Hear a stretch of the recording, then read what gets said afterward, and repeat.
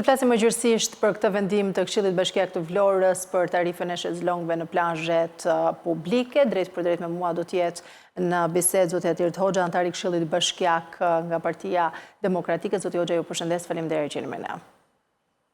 Përshëndetje, faleminderit për ftesën juve. Zoti Hoxha, si erdhi në këtë përfundim Këshilli Bashkiak i Vlorës? Pra si u arrit në përfundimin se çmimi i shezlongëve në plazhet publike duhet të jetë me këtë çmim, pra 700 lekë?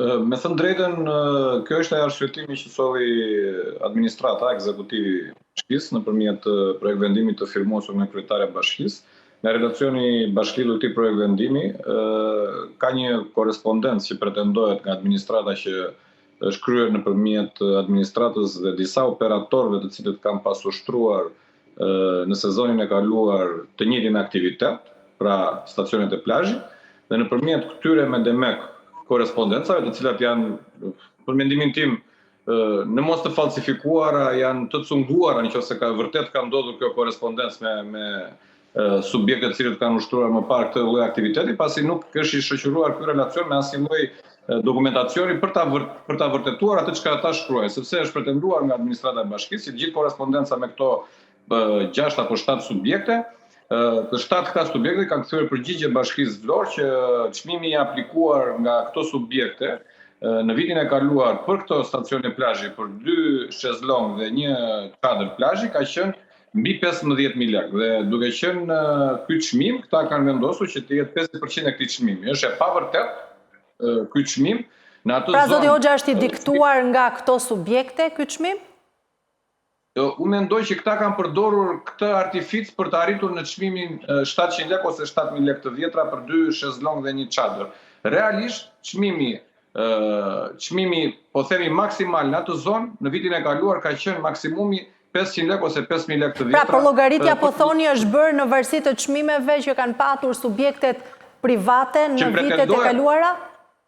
Që pretendohet nga bashkia që ka pasi korrespondencë me këto subjekte. Por nuk ka asnjë dokumentacion justifikues ose të përligji këtë lloj çmimi që ka mbritur bashkia sot në 700 lekë, sepse minimalisht do kishte 2 apo 3 apo 5 kupona tatimor për të treguar që këto subjekte kanë aplikuar çmimin prej 1.500 lekë të reja ose 15.000 lekë të vjetra për 2 shezlong dhe 1 çadër. Pra, për mua është përpjekur bashkia që të gjejë një artific për të vendosur çmimin prej 700 lekësh, i cili realisht është çmim që është 200 lekë ose 2.000 lekë të vjetra më shumë se sa çmimi maksimal që është aplikuar në këtë zonë në vitin e kaluar në sezonin turistik. Po, ndërkohë opozita nga ana tjetër, çfarë propozoi dhe au konsultua e gjitha kjo?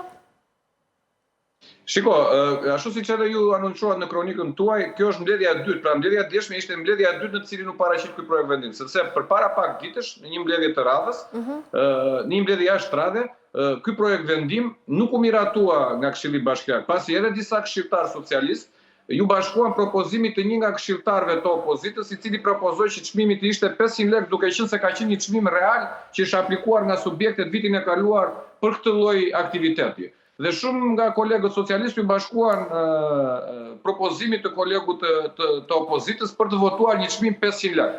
Ndërkohë ata iftarët e famshëm të partisë nuk lëvizën nga istiqami, themi ne, dhe qëndruan te çmimi 700 lekë duke mos u miratuar as çmimi 700 lekë, as çmimi 500 lekë i propozuar nga një antar i Këshillit Bashkiak të opozitës. Duke mos u miratuar ky projekt vendim në mbledhjen e thirrur jashtë nga kryetaria e bashkisë, dije në mbledhjen e radhës është risjell përsëri ky projekt vendim me argumentin që nuk mjaftojnë kostot për çmimin 500 lekë për 2 shezlong dhe 1 çadër. Realisht Bashkia Vlorë ka miratuar një shtim të punojësve të saj dhe janë 8 vrojtues plazhi dhe 8 mirëmbajtës, të cilët do t'i dedikohen pikërisht kësaj zone. Unë nuk e kuptoj se çfarë kostos të tjera ka Bashkia Vlorë që do duhet që të aplikojë çmimin prej 700 lekësh për 2 shezlong dhe 1 çadër për qytetarët vlonjanë. Ne kemi pasur qëndrimin edhe në mbledhjen jashtë të thirrur pikërisht për të arsye, edhe në mbledhjen e radhës që është zhvilluar dje kemi pasur qëndrimin që ky plazh duhet të qëndrojë publik dhe pa pagesë. Pavarësisht kësaj me forcën e kartonave, në presionin dhe arrogancën e kryetares bashkisë, e cila që nga dita e parë që ka hyrë në këtë zyrë, e vetmja gjë që di të bëj është të bëj presion ndaj këshilltarëve dhe ndaj administratës me forma nga më jo demokratike do t'i konsideroja unë dhe më jo normale dhe më jo njerëzore, duke pasur reagime sproporcionale në kuadër të diskutimeve që mund të zhvillohen qoftë në ekzekutiv dhe qoftë dhe në ambientet e Këshillit Bashkiak. Zonja Mersini mendon se Këshilli Bashkiak është institucion në varësi të saj, gjë që nuk është e vërtetë sepse është një institucion i pavarur. Këshilli Bashkiak është parlamenti vendor, këshilltarët janë të mandatuar nga qytetarët për përfaqësuar interesat dhe vetëm interesat e qytetarëve, jo interesat partijak, as të Partisë Demokratike, as Partisë Socialiste apo partive tjera që janë pjesë përbërëse e Këshillit Bashkiak. Sa plazhe publike ka në vijën bregdetare të Vlorës, zoti Hoxha?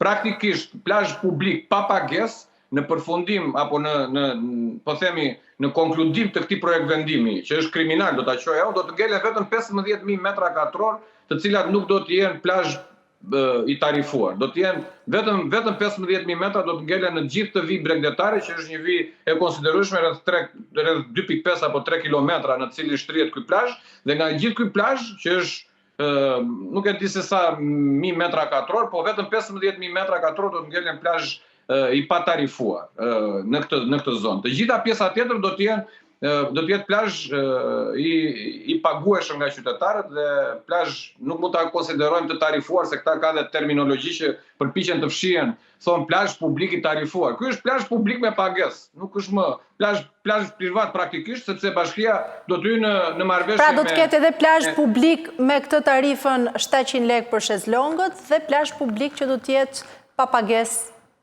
për qytetarët. Pretendohet që nga gjithë sipërfaqja 15.000 metra të paktën nga relacioni. Si do të bëhet menaxhimi i kësaj pjese? Po e njëjta situatë është edhe tek ajo pjesë. Edhe atë 15.000 metra praktikisht duhet ta mirëmbaj bashkia, të kujdeset bashkia, të ketë vrojtues bashkia, se edhe ai plazh duhet që t'i kryen këto shërbime. Atëherë pse duhet që në pjesën tjetër duhet mendoj mos të aplikohen tarifa 700 lekë. Të kemi kundërshtuar. Ne kemi thënë që atje ku nuk ka kontrata të lidhura me operator privat, i gjithë plazhi të jetë publik. Në gjithë botën ku ne shkojmë dhe kemi parë, qoftë në shtetet fqinje si Greqia, Italia, Malizi, Kroacia, por edhe më të gjithë akoma, ka kilometra të tëra plazhe që janë plazhe publike, nuk është domosdoshmëri që të ketë operator që ushtrojnë aktivitet aty stacione plazhi. Këta nuk e di, nga e kanë gjetur të që çdo centimetër katror duan ta bëjnë plazh me pagesë. Kjo është e pafalshme. Do vënë të rinj dhe të reja, pensionistët, fëmijët, pse mos të shkojnë? Ai plazh, e unë e kam thënë, ka edhe një problem shumë të madh, që duhet thënë dhe duhet rithënë sepse është në të mirë të shëndetit. Ai plazh ka probleme të theksuara me ndotjen. Janë të paktën 4 pika që derdhen ujëra të ndotur pikërisht në gjirin e Vlorës dhe në këtë sektor. Pra pikërisht aty ku janë stacionuar plazhet publike. Po, fatkeqësisht. Nuk është mirë, jemi përpara sezonit turistik, ndofta do kush mund të më gjykojë që e them, po është më e rëndësishme jeta se sa sezoni turistik dhe të ardhurat apo ekonomia. Cilat janë masat që janë marrë, zoti Hoxha, me që dolëm jemi në nisje të sezonit, në prag të nisjes sezonit të ri. Cilat janë masat që ka marrë bashkia e Vlorës? Për këtë pjesë nuk ka asnjë masë, sa i përket ndotjes, dhe janë 4 pika të cilat unë kam pasur korrespondencë me një institucion shtetëror i cili për të thënë vërtetën duhet përgëzuar për përgjigjen që ka dhënë sepse e ka pranuar që kemi 4 pika të derdhjes së ujërave të ndotur në gjirin e Vlorës. Unë disponoj dokumentacionin, është institucion shtetëror, nuk është institucion i drejtuar nga Partia Demokratike të cilës unë i përkas apo nga ndonjë miku im, është institucion që e ka drejtuar dikush që i përkiste mazhorancës, por që në të vërtet ka treguar të vërtetën që këto pika janë, ekzistojnë dhe këto nuk mund timohen. Madje këto pika janë pranuar dhe nga vetë kryeministri i cili e ka theksuar që kemi ndotje të gjirit Vlorës.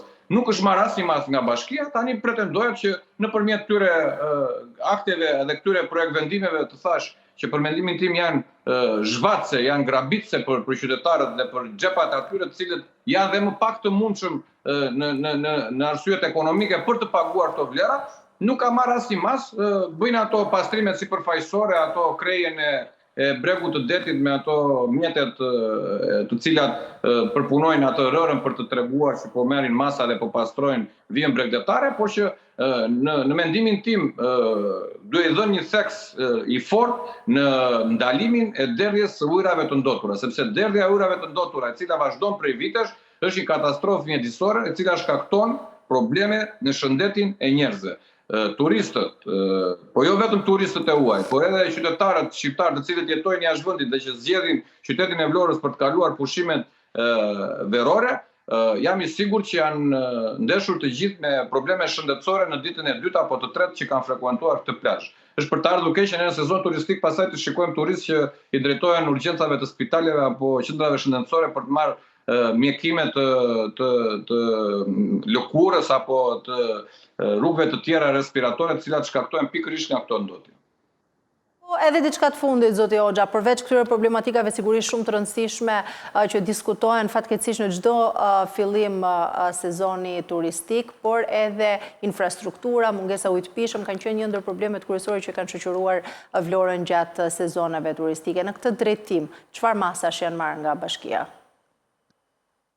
Kjo është edhe më keq. Ne jemi bërë për fat keq, jemi bërë lajm kombëtar disa herë, pasi edhe përpara 4 ditësh, 3 ditësh më saktë, qyteti i Vlorës ishte 2 ditë pa ujë. Në të njëjtën kohë, infrastruktura rrugore e brendshme e qytetit është në një situatë katastrofike, do ta konsideroja unë, pasi është duke u zhvilluar një investim të cilin e kam thënë dhe do vazhdoj ta rikthem, një investim i cili pretendon se do të përmirësoj furnizimi me ujë të pishëm, pra nuk është furnizimi me ujë të pishëm 24 orë, sepse nëse do të ishte furnizimi me ujë të pishëm 24 orë, dhe ne do thoshim, po shqyqyr, kemi furnizim me ujë të pishëm 24 orë, pa infrastruktura do të vi më mbrapa.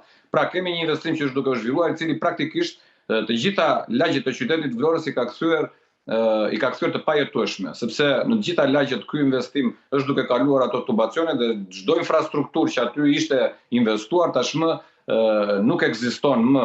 Në të njëjtën kohë edhe ato riparimet që bëhen, pasi ata normalisht do duhet të kenë detyrimin edhe kontraktual për ta rikthyer në gjendjen e mbarshme atë të cilën dëmtojnë, nuk ndodh sepse janë firma pranë qeverisë, është firma 2T e vllait të Grazmos Sakos, që është kryetari i bashkisë së Tepelenës, se duhen thënë vetë ca gjëra që dhe qytetarët i dëgjojnë, pra nuk janë të rastësishme këto gjëra, dhe mendoj që infrastruktura e brendshme e qytetit, furnizimi me ujë të pishëm, shërbimet urbane në zonën e Bregdetit që janë shumë të rëndësishme, transporti publik, mendoj që janë tre element shumë thelbësor të cilët do të ndikojnë drejt për drejt në sezonin e ardhshëm turistik. Pastaj nuk jam duke folur se operatorët jam i mendimit që e kanë fituar tashmë atë eksperiencën e tyre disa vjeçare për të ofruar shërbime dhe janë goxha cilësor duhet pranuar, pavarësisht se nga shteti dhe nga pushteti vendor nuk gjejnë asnjëherë asnjë mbështetje, por shihen si